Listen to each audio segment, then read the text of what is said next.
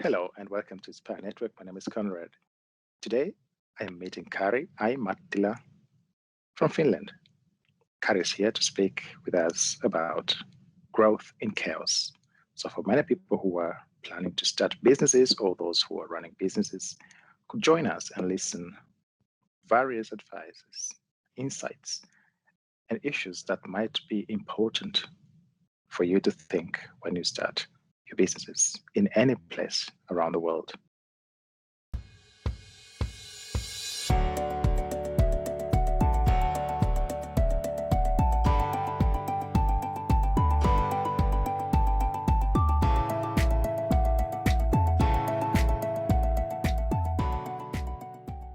So welcome, Kari, and it's great to have you here, especially when we have to discuss the issues related to growth in chaos.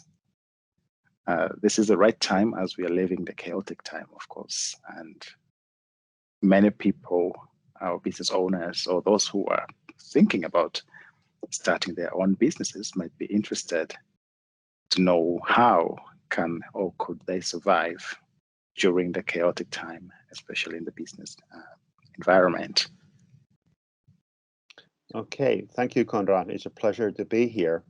I've been working over the last 12 months with about 70 different SMEs, and I've seen people growing in chaos. I've seen people from the industries that should have, almost collapsed during this pandemic grow. Mm-hmm. And then I've seen people who have, totally collapsed. Mm-hmm. And so that's one of the things that for me, having two sides in myself, being an emotional intelligence specialist and being an entrepreneur is kind of at the same time exciting, and it's kind of a little bit of frightening how in the same fields we can have two totally different outcomes. To me, a growth in chaos, I see it as an opportunity. But at the same time, one of the things that I think we should always remember that for a lot of businesses, growth is a chaos. There may be That's a right. clear vision target where they are going, but the path is zigzag, zigzag, zigzag, all that stuff. Yes. What do you think would be the cause for the people to fail, for example, during chaotic time? Well, from my point of view, there are a couple of things that I see as key elements, key players for the people to fail. Those elements are scenario work and resilience. To me, resilience means the ability to come up fast and strong when something serious hits us. That's right. And then scenario work, I've studied a little bit of the future research, and I know that there are 4 different scenarios on our hand all the time. And those scenarios are business as usual, a minor evolution, a major revolution, and chaos. And when we talk about the scenario work, if you don't have any experience, or if you have never done any scenario work on the other options, if we're just thinking that this is my path and the life will go on like a train on the rails, if the rails disappear, you don't know what to do. But if you've been working with your different scenarios, you've been playing crazy games even. So what if this is the what if game? What if this happens? Then what could I do? Then just the fact that you've been playing with scenarios gives you the ability to play with new scenarios when something different, something strange happens. We can never know what the next problem is. That's but it's about preparing our mind and our brain to that one. I've done some work on recovery on public sector, and actually the Finnish Community Union, for example, has published a paper about resilience, and there they have studied and they found out that preparation versus no preparation at all means that you can come out a prepared organization can come out from a serious setback in a fraction of the time of the organization that has not prepared. Actually, they found out that if the hit is hard enough, those who have no thinking, no preparation, actually do never come out. They collapse, they disappear, they vanish. And then, and then when we talk about the personal emotional state, the personal mind, the personal approach, ability to adapt, it is about resilience. Resilience is about your ability to understand what in your personality is the most strong tool you can use in this situation. It might not be the tools that you are using in your everyday life. And that is one of the things that we need to look at, and we need to understand what is the tool that takes us out. Right. And when we look at the resilience element, I'm trying to look at the fact that they are smaller size companies and bigger companies, but also they are individuals in the company. Where should the resilience start? Is it from the individuals, or is it the whole company as a whole? No company is resilient. That's right. People can be resilient. And it always starts with the man or the woman at the top. If he or she is resilient, then they can develop a culture of resilience in the organization.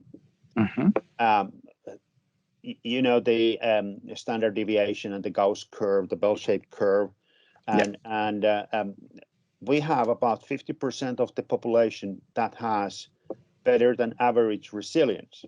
So if we have an organization of 1,000 people, there are 500 people who have a natural skill to be resilient to some extent.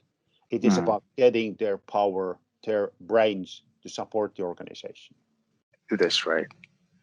And when we look at the scenario element, I understand that it's also a management element, or kind of a responsibility in a sense to, yes. And so let's say I start my business today, or I had already started my business, but I never thought about a scenario, making scenarios for the future of my business, which I think is a common problem, because many times people with business or business owners are very excited about their ideas, and they start working as long as their customers or the products or services are going on well. We forget about the future planning. So absolutely, what would be the kind of not trait, but what should be the element that could remind these people that it is necessary to make scenario planning for your business? Okay. Well, first of all, when we think about, if we talk about a micro business, which is under 5 people working for it, that's right. Of course, the business owner is heavily involved in the day-to-day operations, and that's a trap. Yeah, that can lead you to the point where you don't do the most important thing, which is ensuring the future. So if you're running a small business, then you should take 1 day a month, or 1 day every fortnight, every 2 weeks, where you stop and you divide your day, that day, into 3 segments. The first segment is your history. You spend, say you have an 8-hour day. You spend 1 hour reviewing what's happened in the past. Yeah. Then you spend 2 hours reviewing what's going on, what's really going on right now. And then you spend 5 hours thinking about what could happen in the future. And that's where you play with the scenarios. What if this happens? What if that happens? What if nothing happens? And one of the points of the scenario work is also, let's take the so well-known and so much used example of Nokia mobile phones and iPhone. And as I see it, of course, this is, looking backwards, it needs to be smart backwards. But as I see it is that the Nokia engineering, they were focused on dealing with the engineering nitty-gritty details. They could have made 2005 a phone which could be size of your thumb. Nobody could have used it. And Nokia and Apple realized that technology is at that point, no more the key thing. The key thing is a user experience. Yeah. And they kind of converted the phone from being a technological gadget to being an emotional experience. I see, yeah. And that's one of the things that they saw there in Apple, that this is the future. They bet that future. They created that future. And this is something very, very important in resilience. When you spend that 5 hours a day, 5 hours every now and then looking at the future and playing with the two major scenarios, is there going to be a revolution or is there going to be a chaos? You can also see that there is an opportunity. Exactly. Because revolution and chaos will come. There is no doubt about that one. Harvard Business School has studied about how often there is a recession. Every 13 years, there is a recession. Yeah. There has never been a longer period between recessions than 13 years. That's right. And every recession means an opportunity for someone, end of story for somebody else. Definitely. And this is the opportunity recognition element is also very important for businesses, because you cannot expect to run the business on the same way forever.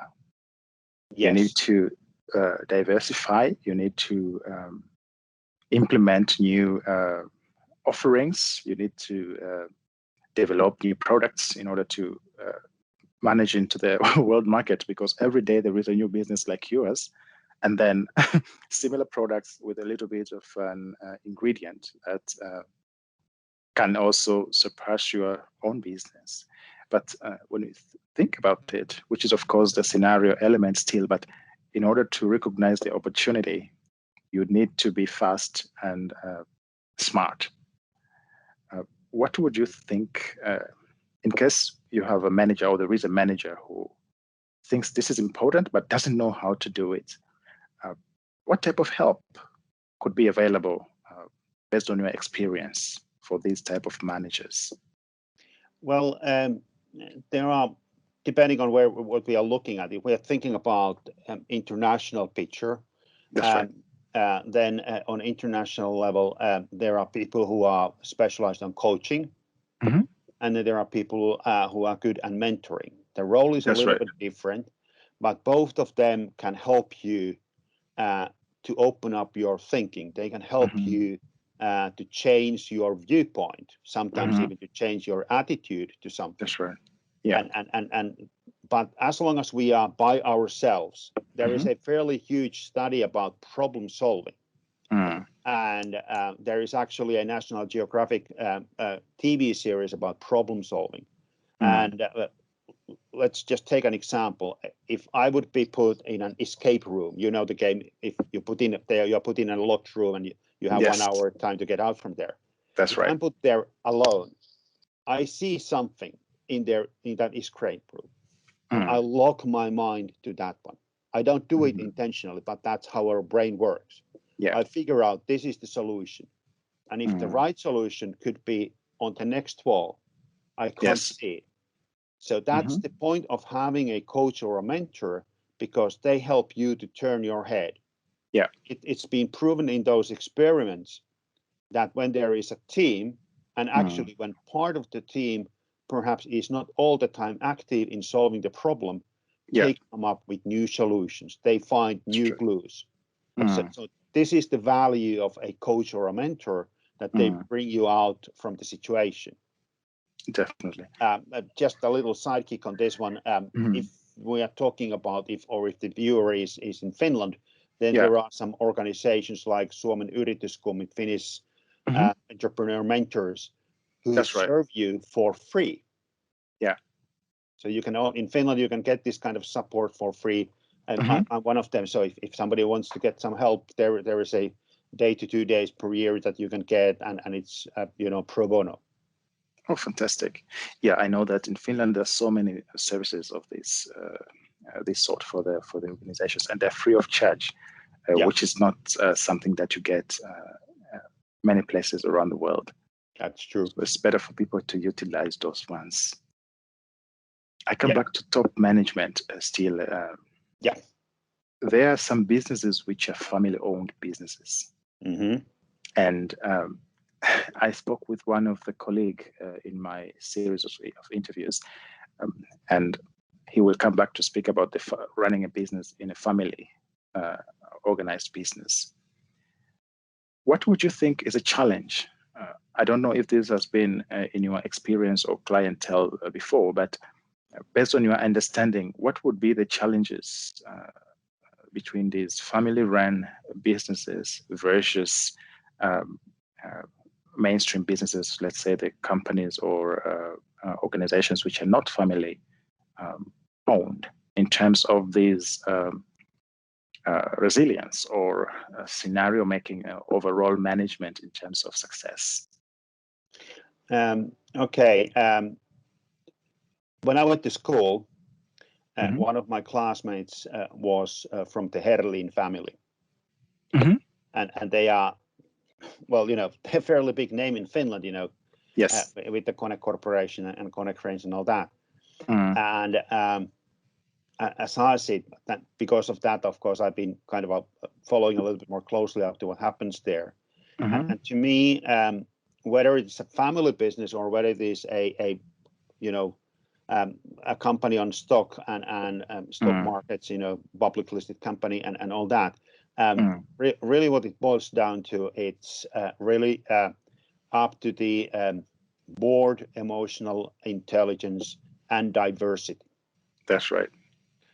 And this means that the board, which is mostly accepting the strategies and which is supporting the CEO or whatever name the head of the operations is called, the board needs to have emotional intelligence, ability to play scenario work, and of course there needs to be diversity. That's again something proved by the Harvard Business School.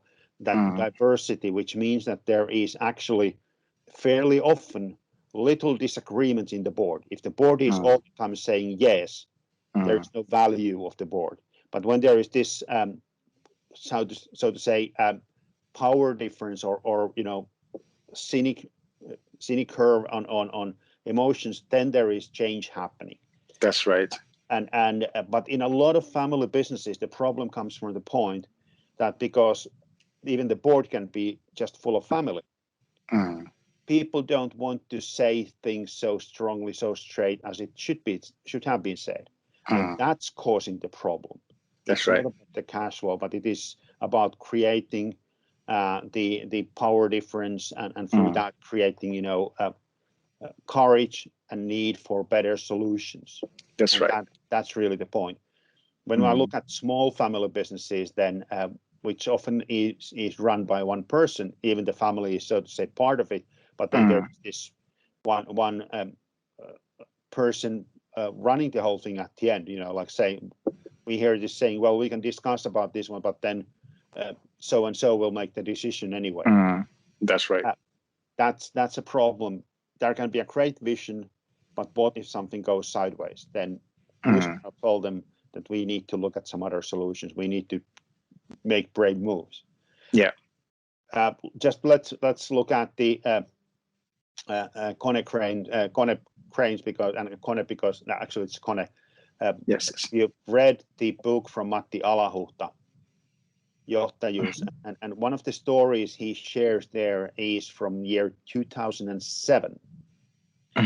At the Kone board meeting, they had this habit about inviting external specialists whose salary is not depending on them, who are well-known, well-reputed specialists in their board meeting, which challenged the board to give new insight to the board.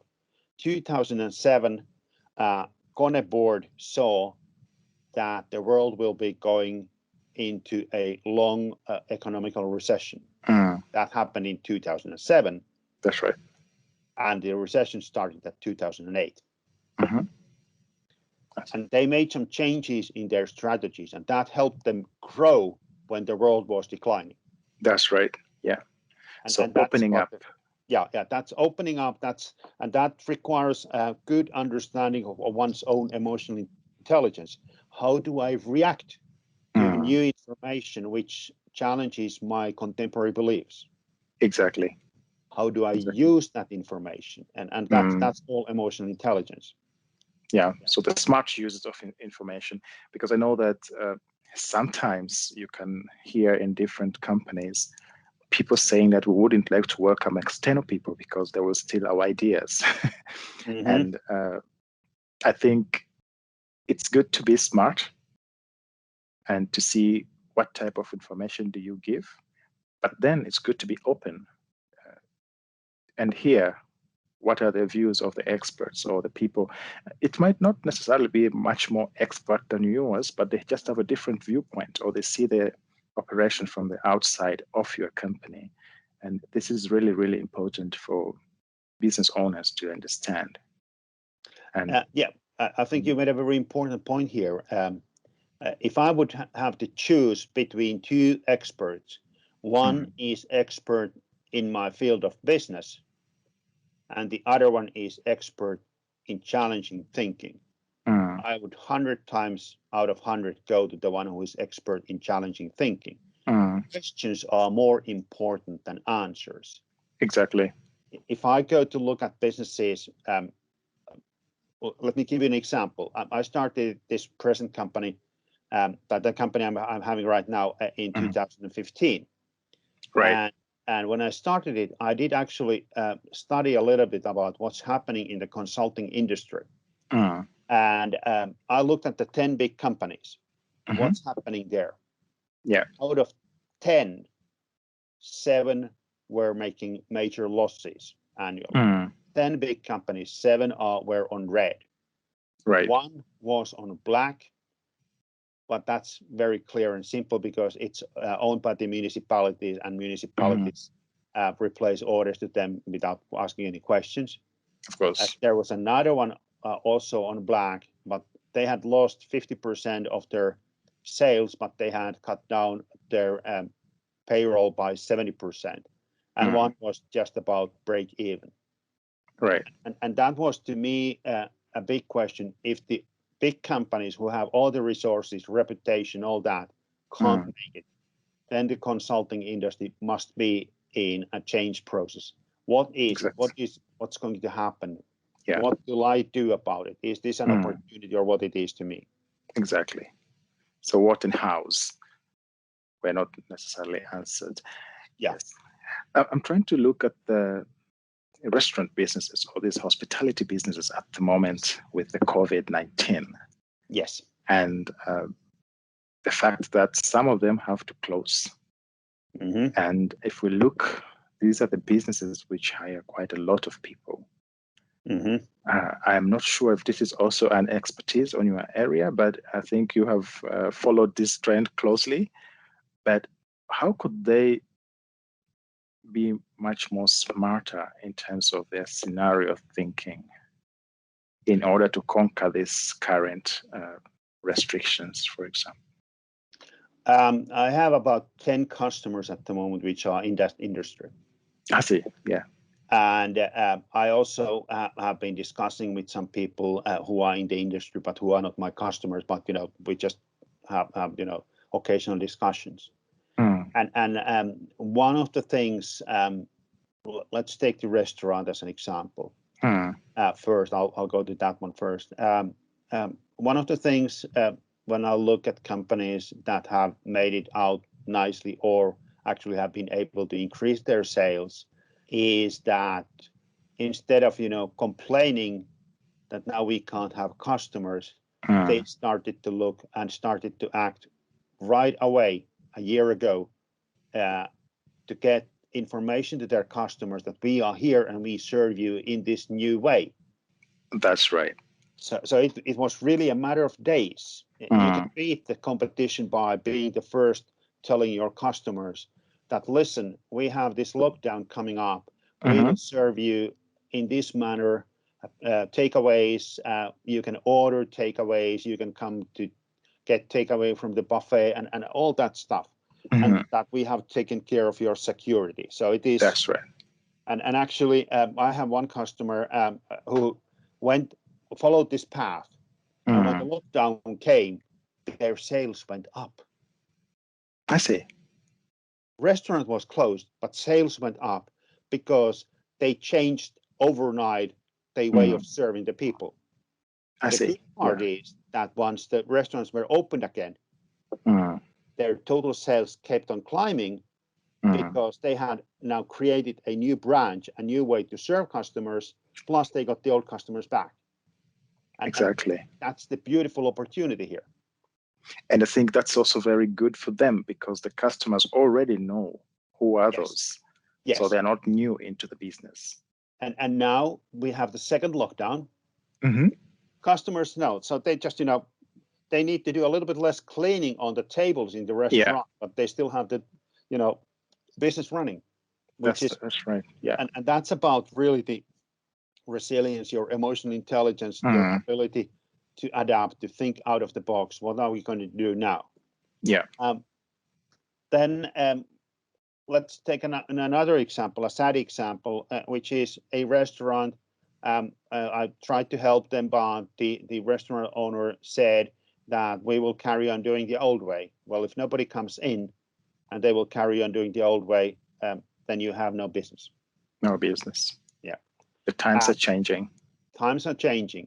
I've been working with a small hotel, and when the lockdowns came, they changed their approach a little bit. They can only accommodate like 26 people. So they changed it a little bit so that they made they create the pathways and so on that it was Corona safe, COVID safe, and then also you could, because it was so small, then you could also reserve the whole hotel for your family. Oh, so that must be attractive. Exactly, and they are way up north, so they have less customers, but they still have customers. They have money coming in, and all that. Another big, this is a big hotel, which was running mainly on international customers. No flights, no customers. They closed down the hotel, and I was totally, kind of a little almost upset with that one because in the same area, 4 kilometers from this big hotel's location, is another customer of mine, more small private cabin renting place. Right. And their problem was over last summer, their problem was that they were fully booked. They had to turn customers down. Oh, I see. Because there were more customers than they could handle. The whole municipality, all the accommodation places were full, except this big hotel. And this big hotel, when I looked at them, I've been visiting them, I saw that with 5 minutes of work, they could have opened up about 50% of the hotel and have it a safe, COVID-safe environment. That's right. Yeah. But they chose to close the place up. Wow. So it is about, do you stop to think which ways this can be done, or do you stop and not think? So and thinking and realizing. This is emotional intelligence. It is about your ability, and it is, of course, about your resilience. What can you do? How have you planned for different scenarios? There is this big lesson in what I just said. One of the things is that, like the big hotel, they were dependent on one customer. Even it looked like a multiple customers, because they had customers coming from England, France, Germany, China, Italy. It looks like multiple customers, but they actually were not multiple customers. It was just one customer, international customer. Right. And when the airports were closed, so to say. Mm-hmm. Everything was closed, and they didn't realize that at the same time, or they didn't think, or they didn't want to think that Yeah. at the same time Finns can't travel out from the country, but they can travel within the country. Exactly. You might know that the national parks hit the ever high record on visitors last year. Finns were Yes. traveling a lot within the country. Yes, yes. There was potential, but their mind was, well, it's closed, it's closed. Mm. It's about emotions, not about the business. Yes. So I can see here that it's just back to the basic thinking of the business, that taking risk is important. Yes. And when you're ready to take risks, then you are also open up for your own emotional intelligence, and you can think flexibly and be able to make decisions that are more informative but still risky, and you are able to kind of tackle the risky element when it comes in that mind sense. Yes, when you look at the emotional intelligence and resilience from the brain perspective, the ability to adapt to new situations is one of the big things that we need to have. And then there are very, very simple questions that one can always ask, like take this big hotel. What would they have lost if they had tried to get Finnish customers? A few thousand, perhaps 10,000 euros in marketing, which in their budget is nothing. They spend more money on electricity monthly than that. That's right. Even when they are closed. Yes. Definitely. So that's one of the things that instead of asking what do I get, you also need to ask what is the biggest risk of losing something if I don't do anything. Exact. And that's about changing your perspective, changing your viewpoint. Yes, and this is very insightful all in all. Just as a food for thought, what are the few things you could tell the business owners and those who are thinking about starting businesses during the chaos time, or even without starting during the chaos? It could be starting the business during the happy times, but thinking about the future. What are the 3 most important things do they have to have in their mind? Well, the 3 most important things, the first one, absolutely the first one is know thyself. And this is not about just looking at ourselves. Okay, I know myself. I'm 61, soon turning 62. I thought I knew myself. And then 2011, I took a personality assessment. And that assessment gave me insight to some of my personality features, which I thought were common average types. And I was way off from the average person. Right. So taking some assessments and having them, having a discussion of the results with a certified facilitator gives you a lot of insight. It can give you insight on your ability to adapt, and which is very important in the sense of resilience. So that's the first thing. The second thing is really to have somebody who challenges your thinking, a coach, a mentor, a board, whatever it is. But it is somebody who you have who puts in front of you questions and demands that you answer those questions honestly, and that you dig into the answer. That's the second thing. And then the third thing is really, which I'm doing a lot, is I drive about 60,000 kilometers a year, is using those not busy hours, secondary hours, like driving or other travel or sitting in sauna, which is the Finnish way to do it, then there to think about the different scenarios. What if? You can play with positive what if scenarios, but play also with negative what if scenarios. Definitely. When you have these 3 things in your hand, you are bound to succeed. It may mean track record, like just look at the Nokia.